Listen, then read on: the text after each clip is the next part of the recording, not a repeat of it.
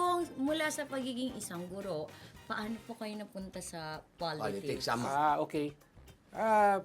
Well, nung bagong guro ako, mga 1991, gano'n. Sa 1990s, parang naging mas active ako dun sa time na yan, yung pagpapatalsik ng US bases. Naabutan niyo po pala yun. Inabot ko. So, naging active ako doon, tapos eventually, mas naging aktivista. Pero bilang teacher. So, bilang teacher. Na-involve sa pag-union ng mga guro sa UP, pagbuo ng union, ng mga guro at saka ng mga kawani.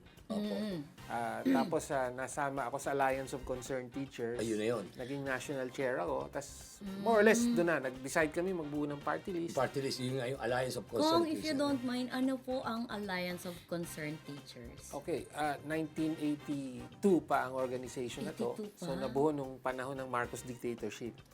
No, tapos organisasyon ng mga gurong aktivista, gano'n na, no? So pinaglalaban ang mga national issues, issue ng guro, no? So yung mga kahit noon pa yung mga usapin ng sweldo, budget sa edukasyon, Doon, pumapasok yan. and so on. Ayun. Kaya ang tawag yung Alliance Alliance of Alliance of Concerned Concerned. Teachers. Ayun. Matanong ko lang, meron bang teacher na hindi concerned? Hindi. Kasi Concern of concern. Okay, Alliance. Tama po ba? Well, di ko alam. Maganda, dapat lahat concerned. Dapat lahat. Gusto natin. Dapat lahat sumama sa...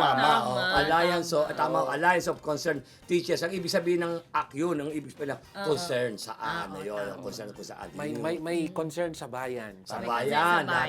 Tsaka hindi na Manatiling nakatutok sa Abante. Sundan kami sa aming mga social media accounts at huwag kalimutang mag-subscribe sa aming YouTube channel para sa mga eksklusibong balita.